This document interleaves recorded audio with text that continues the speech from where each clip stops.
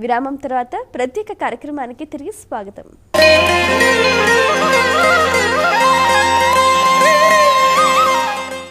ఈ సంవత్సరం మనకి మకర సంక్రమణం ఒక పెద్ద విశేషం. సంక్రాంతి పురుష లక్షణం అని చెప్పి పంచాంగంలో ఇది వేస్తారు. అంటే మకర సంక్రమణం మనకి 14వ తారీఖు జనవరి 14 నాడు సంక్రమణం అవుతుంది. ఈ మకర సంక్రమణంలో ఈ సంవత్సరం ఈ సంక్రాంతి పురుషుడికి మహోదరుడు అని నామధేయం ఆయనకి. ఈయన ఆ మకరంలో ప్రవేశించిన రవి మకరంలో ప్రవేశించినటువంటి ఆ సమయాన్ని బట్టి దేశానికి కొంత అరిష్టము హాని రాశారు కొన్ని పంచాంగాల్లోనూ.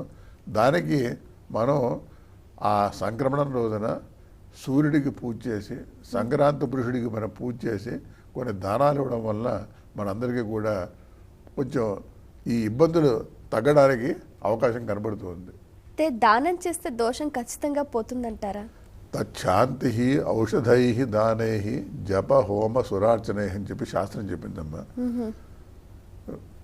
జన్మాంతర కృతం పాపం వ్యాధి రూపేణ బాధ్యతే. అంటే జన్మాంతరంలో చేసినటువంటి పాపము వ్యాధి రూపంగా బాధిస్తుంది. ఈ వ్యాధి ఏమిటి? మనోవ్యాధి అయినా కావచ్చు, అంటే మానసిక వ్యాధి, లేకపోతే శరీర వ్యాధి అయినా కావచ్చు. ఆ మానసిక వ్యాధిని ఆది వ్యాధి మనోవ్యధ అంటారు, దాన్ని ఆది అంటారు అన్నమాట, దీని వ్యాధి అంటారు. ఇవి జన్మాంతర కృతం పాపం వ్యాధి రూపేణ బాధ్యతే. జన్మాంతరంలో చేసినటువంటి పాపం వ్యాధి రూపంలో బాధిస్తుంది. దాని యొక్క ఉపశమనం ఎలా జరుగుతుందంటే తచ్చాంతి ఔషధై. అంటే మందు తీసుకుంటూ ఉండాలి, కేవలం జపం చేస్తూ కూర్చుంటే సరిపోదు, రోగానికి మందు పడాలి. ఔషధై దానై, దానము, జపము, హోమము, సురార్చన. అంటే జపం చేయాలి, ఆ గ్రహాలకి జపం చేసుకోవాలి, హోమం చేయాలి, ఆ పరమేశ్వరుడికి పూజ చేయాలి. అంటే ఒక రోగానికి ఇవన్నీ చేయాలంటారు. ఈ ఈ రోగాన్ని మనకి ఉపలక్షణంగా చూపెట్టారు. అంటే జన్మాంతర కృతం పాపం ఏ పాపం ఉందో ఆ పాపం మనకి ఎలా తెలుస్తుంది, ఏం చేసాం ఎలా తెలుస్తుంది మనకు తెలియదు. మన జాతకాన్ని చూసినట్టు అయితే జాతకంలో మనకి ఏ ఏ గ్రహాలు ఎప్పుడు మనకి ఇబ్బంది పెడుతున్నాయో మనం తెలుసుకుని ఆ గ్రహాలకు కావాల్సినటువంటి జపము, హోమము, దానము, తర్వాత పరమేశ్వర ఆరాధన నిత్యము చేస్తుండాలి. చేస్తున్నట్టు అయితే ఆ గ్రహం యొక్క ప్రభావం మన మీద కొంచెం తగ్గుతుంది. అంటే పూర్తిగా పోతుందని చెప్పడానికి వీలు లేదు, కొంత తగ్గుతుందంటే 104 జ్వరం వచ్చి 10 రోజులు పడుకునేవాడు 99 100 జ్వరం వచ్చి 2 రోజులు పడుకొని లేస్తాడు వాడు. ఆ తేడా కనపడుతుంది అనమాట. మనకి ఇక్కడ ఒక విషయం గ్రహించాలమ్మా, మన భారతదేశం కర్మ సిద్ధాంతాన్ని అనుసరిస్తుంది. ఇది ఏ దేశంలో లేదు. మన భారతదేశం యొక్క ప్రత్యేకత కర్మ సిద్ధాంతం. ఒకే గ్రహం ఒక వ్యక్తికి చాలా అనుకూలిస్తాడు, అదే గ్రహం ఇంకొక వ్యక్తికి చాలా ప్రతికూలిస్తాడు. మనం సాధారణంగా ఏమైనా ఇబ్బంది వస్తే శనిగ్రహాన్ని రాహు అని తిడుతూ ఉంటాం, కానీ చాలా పొరపాటు అది. ఆ గ్రహాలన్నీ కూడా దేవతా స్వరూపాలే. అయితే ఆ గ్రహాలు మన యొక్క కర్మఫలానుసారం మనం ఎలా అనుభవించాలో దుఃఖాన్ని దానికి తగిన రీతిగా మనం పుట్టిన సమయానికి ఆ గ్రహాలు వెళ్ళి ఒక పర్టికులర్ ఇంట్లో ఉన్నప్పుడు మనం పుడతాం. ఎందుకంటే మనం మన తల్లిదండ్రులను మనం నిర్ణయించుకోలేము, మన జన్మ కాలాన్ని మనం నిర్ణయించుకోలేము. అది ఈశ్వర నిర్ణీతం. అది ఈశ్వర నిర్ణీతం అంటే మన ప్రారంధాధీనం అన్నమాట. ఏ సమయంలో పుడితే వీడు తను చేసిన పాపాలకి ఫలితాన్ని అనుభవించాలో ఆ విధంగా వాడు పుడతాడు. పుట్టిన తర్వాతన ఈ జ్యోతిషం మనం తెలుసుకుని, ఆ జ్యోతిష శాస్త్రం తెలుసుకుని దాంట్లో ఏ గ్రహం మనకి ఇబ్బంది పెడుతుంది, ఏ గ్రహం మనకి సానుకూలంగా ఉంది గ్రహించుకుని, ఇబ్బంది పెడుతున్న గ్రహానికి శాంతి, సానుకూలంగా ఉన్న గ్రహానికి మనం పౌష్టిక కర్మ అంటారు, దాన్ని ఇంకా ఎక్కువగా మనకి అనుకూలం చేయడానికి దానికి మనం చేసినట్టు అయితే వీటికి జీవితం సుఖశాంతులతో ఉంటుంది. ఇంకో విషయం కూడా చెప్పాలి, యోగ వాసిష్టం అని ఒక గ్రంథం ఉంది. అది రాములు వారికి వశిష్ఠ మహర్షి చెప్పినటువంటి ఉపదేశం. అందులో వారు మంచి శ్లోకం చెప్పారు ఆయన. కిం కుర్వంతి గ్రహా సర్వే శని అర్క అంగారకాదయ ఏకాదశస్థే గోవిందే వాసుదేవే అఖిలాత్మని. ఈ శని అర్క అంటే సూర్యుడు, అంగారకుడు, ఈ గ్రహాలన్నీ ఏం చేస్తాయండి? ఎవరిని ఇవి ఏమి చేయలేకపోతాయి? ఎవరికైతే నిరంతరము హృదయంలో గోవిందుని ధ్యానం చేస్తూ ఉంటాడో వాడికి ఈ గ్రహాలు ఏమి హాని చెయ్యవు అని చెప్పి వశిష్ఠుల వారు చెప్తారు రాముల వారికి. దీనినే త్యాగరాజస్వామి కీర్తనలో గ్రహములతో పని ఏమి రామానుగ్రహమున్న చాలు అని కీర్తన రాశారు. రామానుగ్రహం కనుక మనకు ఉన్నట్టు అయితే ఏ గ్రహంలో మనం ఏమి చేయలేవు అనేటువంటి దృఢ విశ్వాసంతో, సంకల్పంతో మనం కనుక ప్రతి మానవుడు, ఆడవారు కానివ్వండి, మగవారు కానివ్వండి, ఈ పరమేశ్వర ఆరాధనకి జీవితాన్ని అంకితం చేసుకుని వారు కనుక నిత్యము కొంతకాలాన్ని పరమేశ్వర ఆరాధన చేస్తూ ఉంటారో వారికి తప్పకుండా సుఖశాంతులు కలుగుతాయి. అటువంటి సుఖశాంతులు అందరికీ క్షేమము ఈ విజయనామ సంవత్సరం అనుగ్రహించాలి అని చెప్పి ఆ సంవత్సర అధిదేవతని, ఆ పరమేశ్వరుని కూడా మనం అందరము ప్రార్థించి ఈ ఉగాది పండుగలతోటి రామనవరాత్రులు ఆరంభమవుతాయి. అంటే మొదటి కళ్యాణం సంవత్సరం ఆరంభమైన తర్వాత రామ కళ్యాణమే. ఆ రామ కళ్యాణం చేసుకుని తర్వాత అందరూ కళ్యాణ పరంపరను పొందాలి అని చెప్పి అందరినీ కూడా నేను అందరికీ క్షేమం కలగాలి అని చెప్పి ఆ పరమేశ్వరుణ్ణి ప్రార్థిస్తూ ఇటువంటి విజయనామ సంవత్సరం మన అందరికీ కూడా సుఖశాంతులని, బాగా సౌఖ్యాన్ని, ఆర్థికంగాను ఆరోగ్యరీత్యా కూడా వృద్ధి పొందిస్తూ మన అందరినీ కాపాడాలని చెప్పి ఆ పరమేశ్వరుని ధ్యానం చేసుకుంటూ. అయితే ఇప్పుడు కౌతా లలిత్ మనోహర్ గారు, మనం చూస్తే 12 రాసుల వారికి ఎలా ఉంది, ఆదాయ వ్యయాలు ఎలా ఉన్నాయి అని చెప్పారు. అలాగే రాజపూజ్యం అవమానం చెప్పారు. అలాగే మనం చూస్తే ఎవరికి అదృష్టం బాగా ఉంది అని అంటారు. అంటే ఏ రాశి వారికి గ్రహాలని బాగా అనుకూలిస్తున్నాయి? ఇది ఏ రాశి వారికి గ్రహాలు అన్ని అనుకూలిస్తున్నాయని చెప్పడానికి వీల్లేదమ్మా. ఎందుకంటే ఒక రాశికి ఒక గ్రహం బాగుంటే ఇంకో గ్రహం బాగుండదు. అది వారి ఇందాక చెప్పినట్టు నేను వారి జాతక చక్రాన్ని తీసుకుని ఆ జాతక చక్రంలో ఆ రాశి వారికి ఆ గ్రహం ఎంతవరకు అనుకూలంగా ఉంది, ప్రతికూలంగా ఉంది అని మనం నిర్ణయం చేసుకుని ప్రతికూలంగా ఉన్న గ్రహానికి శాంతి కర్మ చేయడం, అనుకూలంగా ఉన్న గ్రహానికి పౌష్టిక కర్మ చేయడంగా మనం కనుక చేసినట్టు అయితే ఆ గ్రహాల వల్ల వచ్చే బాధ మనకి తగ్గుతుంది. అయితే మనం చూస్తే ఇప్పుడు ఈ 12 రాసుల వారికి కూడా ఇప్పుడు మనం చాలామంది అనేక రకాల సమస్యలతో బాధపడుతుంటారు. ముఖ్యంగా వివాహ సమస్య అంటే చాలామందికి ఆలస్యం అవుతుంది. అంటే ఇప్పుడు ఉన్న ఈ 12 రాసులలో ఎవరెవరికి అటువంటి బాధలు ఉన్నా కూడా వాళ్ళు ఎటువంటి చర్యలు చేస్తే ఆ బాధ నుంచి వాళ్ళు విముక్తి పొందుతారు? అంటే త్వరగా వివాహం అయ్యే యోగ్యానికి వాళ్ళు ఎటువంటి ఆరాధన చేయాలి? అసలు వివాహము ఆలస్యం అవడానికి కారణం ముందు మనం గ్రహించాలి. మొదటిది కారణం గ్రహించిన తర్వాత జాతకంలో ఏమన్నా వివాహకు సంబంధించినటువంటి దోషాలు ఏమైనా ఉన్నాయో అది తెలుసుకోవాలి. ఈ మగవారికి ఒక విధమైనటువంటి ప్రక్రియ ఉంది, ఆడవాళ్ళకి వివాహం కావడానికి ఇంకో రకం ప్రక్రియ ఉంది. ఆడవారికి వివాహం కావడానికి గురుగ్రహం బలం కావాలి, మగవాళ్ళకి వివాహం కావడానికి గురుగ్రహంతో పాటు శుక్రగ్రహం బాగుండాలి వాళ్ళకి జాతకంలో. కాబట్టి మనం ఈ గ్రహముల యొక్క గతిని అనుసరించి వారికి వివాహం కావడానికి అనుకూల సమయమా ప్రతికూల సమయమా అంటే చాలామంది సిద్ధాంతుల దగ్గరికి వెళ్తే ఈ జాతకానికి ఇంకా గురుబలం రాలేదు అంటాడు. అంటే ఆ జీవుడు పుట్టినటువంటి రాశిని గురువు చూస్తుండైనా ఉండాలి, లేకపోతే ఆ రాశిలో గురువు వచ్చినప్పుడు వారికి తప్పకుండా వివాహం అవుతుందని చెప్పి మన శాస్త్రం చెప్తుంది. అంటే ఇప్పుడు ఎవరిది వారిది వ్యక్తిగతంగా చూస్తే కానీ చెప్పలేము చెప్పలేము అది. రెండోది, ఇప్పుడు మీరు ఈ ప్రశ్న అడిగారు కాబట్టి ఇప్పుడు మనుషులు ఆడవాళ్ళ పిల్లలు కానివ్వండి, మగపిల్లలు కానివ్వండి, వివాహం అనేసరికి ఇదివరకు ఉన్నటువంటి వివాహ లక్షణాలు ఇప్పుడు కనపడలేదు.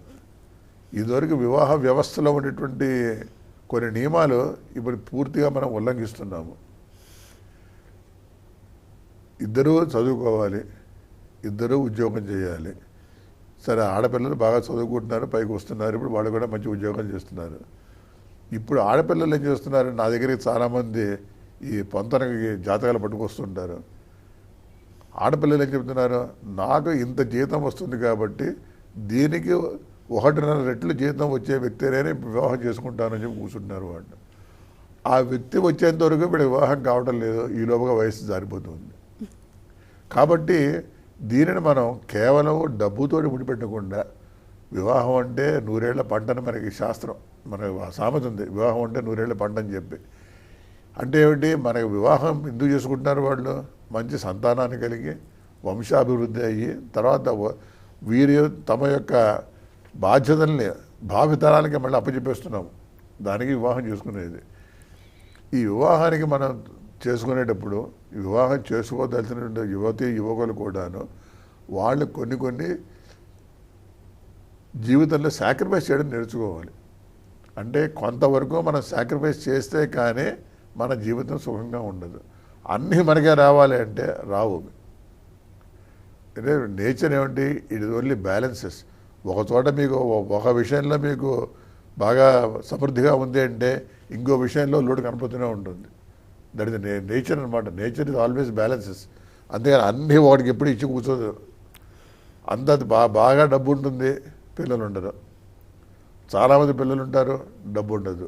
కాబట్టి ఒక్కొక్క చోట ఒక్కొక్క ఏదో ఒక లోటు కనపడుతూనే ఉంటుంది. ఈ లోట్లను సరి చేసుకోవడానికి మనం ఏం చేయాలంటే మన మనస్సులో భావాలకి కొన్ని మార్పులు రావాలి. కేవలము డబ్బుతోనే జీవితాన్ని ముడిపెట్టుకుంటే మాత్రం మానవుడు ఇప్పుడు సుఖపడలేడు అని చెప్పి మన శాస్త్రం చెప్తూ ఉంది. కాబట్టి ఇదే విషయాన్ని వివాహ వ్యవస్థలో ఎవరైతే యువతి యువకులు వివాహం చేసుకోవాలనుకుంటున్నారో వారు కూడా వారి యొక్క ఈ మనోభావాలను కొంచెం సరి చేసుకొని సుఖమైనటువంటి జీవితాన్ని అనుసరించడానికి ఏ విధంగా పోవాలో అలా చేసుకుంటే అందరూ సుఖశాంతులతో ఉంటారు అని చెప్పి నా యొక్క భావం. అయితే మీరు ఇందాక చెప్పినట్టుగా ఈ విజయనామ సంవత్సరానికి గురువు రాజు అని చెప్పారు కదా, అలాగే మంత్రి రవి అని చెప్పారు.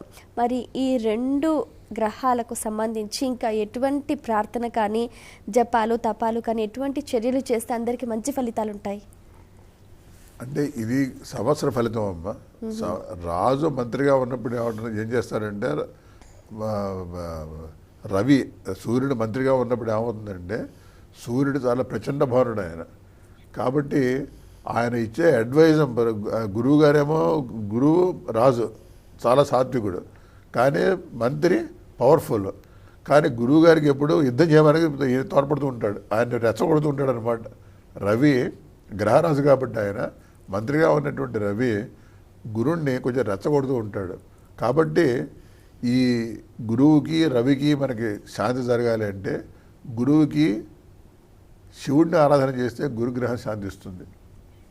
అలాగే రవికి ఆదిత్య హృదయం సూర్యోపాసన చేస్తే రవి శాంతిస్తాడు.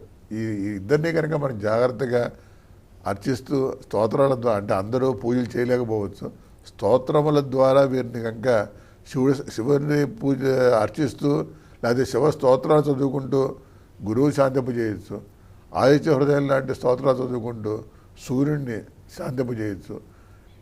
ప్రతి వాళ్ళు కూడా ముఖ్యంగా నేను గమనించింది, రోజు పొద్దున్నే వీళ్ళు కాలకృత్యాలు తీసుకోగానే సూర్యబింబాన్ని చూస్తూ 3 సార్లు అర్ఘ్యాన్ని కనుక వదిలిపెడితే ఎర్ర పూలతో కానీ ఎరుపు అక్షింతలతో కానీ సూర్యాయ నమః ఇదమర్ఘ్యం సమర్పయామి అని చెప్పి 3 సార్లు కనుక వీళ్ళు అర్ఘ్యం సమర్పిస్తే, అలాగే ఆ సూర్యబింబాన్ని చూసి కొంతసేపు నమస్కారం పెట్టి సూర్య ధ్యానం చేసుకుంటే సమస్త ఇబ్బందులు కూడా తొలగిపోవడానికి అవకాశం ఉంది. చాలామంది ఈ రకంగా చేసి సుఖంగా ఉంటున్నారు. విపత్కాలంలో అనుకోకుండా ఏదైనా సమస్య ఎదురైనప్పుడు అప్పటికప్పుడు ఏం చేయాలి, ఎటువంటి ఆరాధన చేయాలి, అందరికీ తోచదు అంటే ఆ సమయంలో ఏం చేయాలి అని. అప్పుడు ఒకటేనమ్మా, ఏమన్నా ఆపత్కాలం వస్తే మనం ధ్యానం చేసుకునేది ఆపదాం అపహర్తారం దాతారం సర్వసంపదాం లోకాభిరామం శ్రీరామం భూయో భూయో నమామ్యహం. ఈ శ్లోకాన్ని వాళ్ళు జపం చేసుకుంటే చాలు, అన్ని ఆపదలు పోతాయి. ఆపదాం అపహర్తారం, ఆపదలను తీసేస్తాడు. దాతారం సర్వసంపద, సమస్తమైనటువంటి సంపదలను అనుగ్రహిస్తాడు. లోకాభిరాముడు ఆయన శ్రీరాముడు. అటువంటి ఆ రామచంద్రమూర్తికి భూయో భూయో నమామ్యాం, నేను మళ్ళీ మళ్ళీ నమస్కారం చేస్తున్నానని చెప్పి ఆ రామచంద్రమూర్తిని ధ్యానం చేసుకుంటే కనుక ఈ శ్లోకాన్ని చదువుకుంటే ఆపదలు పోతాయి. అయితే ఇప్పుడు మనం చూస్తే ఈ రాశి ఫలితాల విషయానికి వస్తే 12 రాశుల వారు ప్రతిరోజు ఫలితాలను చూసుకుంటారు, మాస ఫలితాలను చూస్తారు, సంవత్సర ఫలితాలను చూస్తారు, అలాగే ఉత్తరాయణం, దక్షిణాయనం ఇటువంటి ఫలితాలను కూడా చూస్తూ ఉంటారు. అంటే వాళ్ళ ఇవన్నిట్లలో కూడా ఏది ప్రామాణికంగా వాళ్ళు గమనించదగింది? నేను మొదట చెప్పినట్టు ఈ రాశి ఫలాలు ఇవన్నీ చాలా స్థూలం, సూక్ష్మంగా ఉంటుంది. మ్యాక్రో అనమాట, అది మ్యాక్రో యూనిట్స్ అనమాట. అంటే మీరు చూసేటంటే మ్యాక్రో పెద్దగా చూస్తున్నారు. ఆ మైన్యూట్గా మైక్రో దగ్గర పోవాలంటే వాడి జాతకాన్ని చూస్తే కానీ చెప్పలేము మనం. ఇందా మీరు చెప్పా కదా, ఒకే రాజులో 1,00,000 మంది జీవులు పుడతారు, కొన్ని లక్షలు పుట్టారు. ఆ ఎన్ని లక్షల మంది జీవులకి ఒకే ఫలితం చెప్పడానికి వీల్లేదు మనం. అందులో చిన్నవాళ్ళు ఉంటారు, పెద్దవాళ్ళు ఉంటారు, ఆడవాళ్ళు ఉంటారు, మగవాళ్ళు ఉంటారు, రకరకాలు ఉంటారు. కాబట్టి ఇది ఊరికే స్థూలంగా మనకు ఒక గైడెన్స్ ఇస్తుంది. ఇది ఇంకా కావాలి అంటే తన ఈ పర్టికులర్ సంవత్సరంలో, విజయనామ సంవత్సరంలో నా జాతకం ఎలా ఉంటుంది అనుకుని తెలుసుకోవాలనుకుంటే పంచాంగ శ్రవణం చేయడం ధర్మం. ఎందుకంటే శ్రీకళ్యాణ గుణావహం రిపుహరం దుస్వప్న దోషాపహం గంగా స్నాన విశేష పుణ్యఫలదం గోదాన తుల్యం నృణాం ఆయుర్వర్ధన ఉత్తమం సుఖకరం సంతాన సంపత్ప్రదం పంచాంగమాక నానాకర్మ సుసాధనం సముచితం పంచాంగమాకన్యతామని చెప్పి పంచాంగ శ్రవణానికి ముందు శ్లోకం చెప్తాం, ధ్యానం చెప్తాం అనమాట. ఈ 5 అంగాలతో కూడింది పంచాంగ. తిథి, యోగము, వారము, కరణము, నక్షత్రము, ఈ 5 కలిసి పంచాంగం అవుతుంది. ఈ పంచాంగ శ్రవణం ఉగాది నాడు ఎవరైతే ఈశ్వరారాధన చేసి ఈ ఉగాది పచ్చడిని స్వీకరించి పంచాంగ శ్రవణం చేస్తారో వారికి సంవత్సరం పొడుగునా సుఖంగా ఉంటారు అని చెప్పి పంచాంగంలోనే శ్లోకం ఉంది. కాబట్టి ఈ పంచాంగ శ్రవణం అంతవరకు చేసుకోండి. వ్యక్తిగతంగా వారికి ఉన్నటువంటి ఇబ్బందులు తెలుసుకోవాలి అంటే వారి యొక్క జాతకాన్ని చూపెట్టుకుని సరైనటువంటి వ్యక్తికి చూపెట్టి దానివల్ల వారు చెప్పేటువంటి ఏమైనా శాంతులు ఉన్నట్టు అవుతే ఆ శాంతులు చేసుకుంటే వారికి సుఖంగా ఉంటారు. చాలా సంతోషం అండి, మీ అమూల్యమైన సమయాన్ని కేటాయించి విజయనామ సంవత్సర విశిష్టతను అలాగే 12 రాశుల వారికి ఏ విధంగా ఉన్నదానికి సంబంధించి చక్కటి విషయాలు మా అందరికీ తెలియజేసినందుకు ధన్యవాదాలు. నమస్కారం అమ్మ. అందరికీ మళ్ళీ ఈ విజయనామ సంవత్సర శుభాకాంక్షలు తెలియజేస్తూ సెలవు. చూశారు కదండి, ఇది ఇవాల్టి మన అదృష్టం ప్రత్యేక కార్యక్రమం. మరో కార్యక్రమంలో మళ్ళీ కలుసుకుందాం. మరొకసారి ప్రేక్షకులందరికీ విజయనామ సంవత్సర ఉగాది శుభాకాంక్షలు. నమస్కారం.